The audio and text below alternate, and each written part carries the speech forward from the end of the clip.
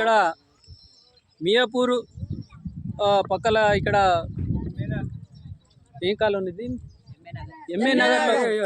MA నగర్లో ఉన్నాము. ఈ ఎంఏ నగర్లో మరి దాదాపు అంటే ఇక్కడ 100 గుడిసెల దాకా ఉంటాయి. మరి వీళ్ళంతా దాదాపు అంటే 30 సంవత్సరాల నుంచి ఇక్కడనే ఉన్నారు. వాళ్ళు పిల్లలు పాపలతో కూడా ఇక్కడ పెద్దగా అయినారు.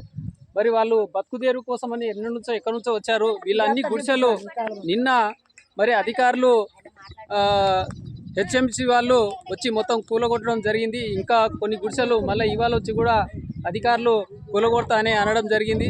మరి ఈ తెలంగాణ రాష్ట్ర ప్రభుత్వంలో మరి రేవంత్ రెడ్డి ముఖ్యమంత్రి ఆధ్వర్యంలో ఈరోజు హైడ్రా వల్ల మొత్తం ఈ రాష్ట్రం అల్చల్గా అవుతుంది.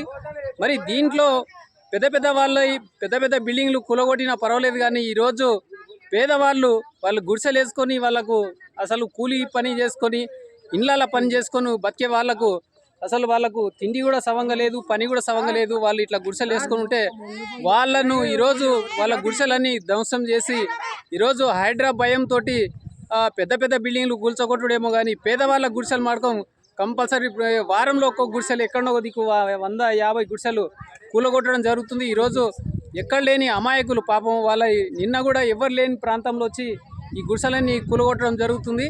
ఈ హైడ్రా వల్ల ఈ రాష్ట్రంలో మాబునార్లో కానీ జిల్లా లెవెల్లో కూడా ఈ హైడ్రా పేరు మీద మన కేసీఆర్ ప్రభుత్వంలో ఈ విధంగా జరగలేదు, కానీ ఈ రేవంత్ రెడ్డి ప్రభుత్వం వచ్చినాక ఎక్కడైనా సరే గుడిసెలు అనేది ధ్వంసం చేయడం, మామూలుగా కొని ఏదో చిన్న ఇండ్లు రేకుల ఇండ్లు కొట్టుకున్న వాళ్ళే కూడా కూలగొడుతారని మొత్తం అలసయం అవుతుంది. చూడండి ఏం జరిగిందమ్మా. నిన్న ఎవరు వచ్చారు? మేడం వచ్చింది. ఏమన్నారు? ఏం కూలగొట్టిరు? ఇక్కడ అవన్నీ తీయపోతే దాన్ని తీసుకుపోయి జల్ల పడేసేయాలి. తీయపోతే మొత్తం తీయపోతే ఏడుండాలి కాలపోతా ఏడుండాలి. ఓ అమ్మా ఓ దొరసాని ఏడుండాలి. నువ్వు ఆర్డర్ ఇస్తే, నువ్వు ఒక్క మాట ఇస్తే పేదోళ్ళు దాని వాళ్ళ జోలి పోవద్దని నువ్వు ఆర్డర్ ఇస్తే, కలెక్టర్ ఆర్డర్ ఇస్తే 100 మందికి, కోట్ల మందికి, 1000 మందికి జవాబు ఆర్డర్. ఇప్పుడు మార్పు రావాలని అంటుండు రేవంత్ రెడ్డి. మార్పు ఎలా ఉంది? మరి మార్పు ఏం లేదు. మమ్మల్ని పీక్క తినుడు తప్ప ఏం లేదు. మమ్మల్ని పీక్క తినుడు తప్ప. చూడు ఏమన్నా మార్పు కనిపిస్తుందా? ఏమన్నా మార్పు వచ్చిందా?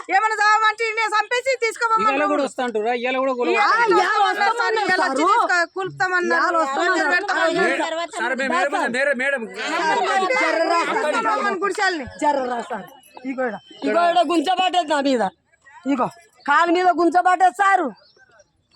దిక్కులేక అగ సారు తుక్కు చేశారు. నా బిడ్డ గుడి చేసుకోండి. అది తుక్కు చేసే. ఇగో అగ బొంతలు కట్టుకొని తానం చేస్తున్నా సార్. బొంతలు కట్టుకొని తానం చేసుకుంటున్నాము సార్.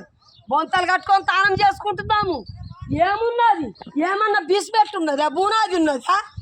బాత్రూమ్ ఉన్నదా? లాట్రిన్ ఉన్నదా? అగ చెట్ల పడతా పోయి బతుకుతున్నాం. చెట్ల పడతా పోయి దొడ్డికి పోతున్నాం.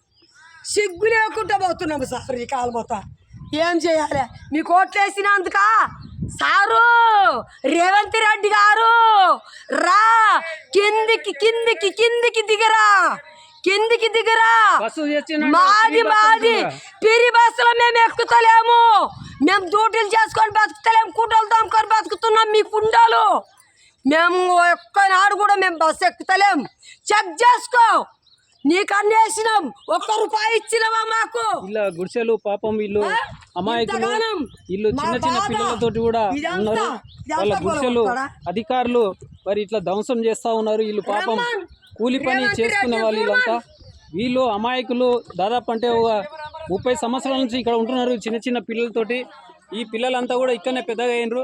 మరి ఇట్లాంటి పరిస్థితుల్లో పాపం ఈ గరీబోళ్ళ మీద ఈ ప్రభుత్వానికి కనికరం కూడా లేదు. మరి ఎంత ఘోరం అంటే చూడండి. ఇదంతా పాపం వీళ్ళంతా కూలి పని చేసుకునేటోళ్ళు. ఏమ్మా చెప్పండి అమ్మా, నిన్న ఎన్ని గంటలకు వచ్చిర్రు అధికారులు?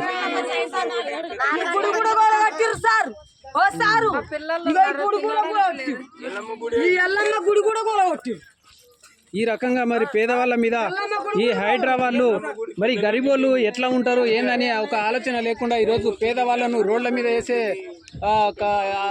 గోస వచ్చింది పాపం ఇల్లు ఓటు ఎక్కడ వేసారమ్మా ఈసారి మీరు?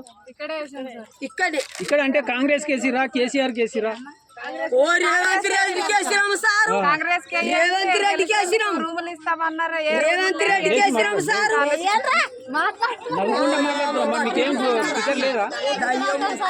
మీరు ఓటు ఎవరికి వేసిరు మీరు? రేవంత్ రెడ్డికి వేసినాము సార్, రేవంత్ రెడ్డికి వేసినాము సార్. మరి మార్పు తీసుకొస్తాడు కదా రేవంత్ రెడ్డి, మరి మార్పు ఏది మార్పు, ఏది మార్పు, ఏది మార్పు, ఏది మాకు మా పొట్టలు కొట్టడానికి మార్పు, పొట్ట కొట్టడమే మార్పా అంది, పొట్టలు కొట్టడమే మార్పా? మీరు లేనప్పుడు వచ్చి కూలగొడుతురా? నిన్న 10 గంటలకు అన్నది, 10 గంటలకు కూడా చూసినాం. ఇంత ఎన్ని సంవత్సరాల నుంచి ఉన్నారు ఇక్కడ మీరు? ఎన్ని సంవత్సరాలు? 40 ఏండ్ల సారు చెప్తున్నది కదా, 40 ఏండ్ల. నీవే మాట్లాడతాను, అందరు మాట్లాడుతున్నారు. 40 ఏళ్ళు 20 ఏళ్ళ తన సంసారతన ఉండాలి సార్. చిన్న చిన్న పిల్లలు ఉంటారు, విడిచిపెట్టి పనికి పోతాను కోపట్ట తిప్పలకాయ ఎత్తు వచ్చి కూల కొట్టిరంటే పిల్లలు ఏడ ఉండాలా? మీరు లేనప్పుడు వస్తున్నారా అధికారులు? లేనప్పుడు వచ్చిపోయింది. మరి కేసీఆర్ ప్రభుత్వం ఉన్నప్పుడు జరిగిందా ఇట్లా? లేదు లేదు, జరగలేదు, చల్ల భాస్కర్ జరగలేదు, జరగలేదు. ఒక్క మీకు గుర్తు ఏ జోలికి ప్రభుత్వంలో రాలేదు. ఉన్నప్పుడు బాగుండే? కేసీఆర్ ఉన్నప్పుడు బాగుంది, ఒక్క గుంజ కూడా బాగలేదు. ఒకటే ఉన్నది. మళ్ళీ ఇప్పుడు ఎలక్షన్లు వస్తే మళ్ళీ ఎవరికి వేస్తారు? ఆయనకేస్తాం ఇక, కేసీఆర్ కేస్తాం. ఈయన కింద పెడతాము, ఆయన మీద పెడతాం ఇక. బస్సు పెట్టినా మీరు హాయిగా ఉన్నారు, బస్సులో తిరుగుతారు కదా. తిరుగుతలేము సార్, గుండెలు దమ్ముకుంటున్నాము, డ్యూటీలకు లాభము, ఉద్యోగాలకు లాభము, ఉద్యోగాలకు లాభము, మాకేం లాభము? కుండలు తోమిటోళ్లకు ఊరు చుట్టూ కుండలు తోముకొని వచ్చి ఇళ్ళల్లో పడ్డోళ్ళం మేము.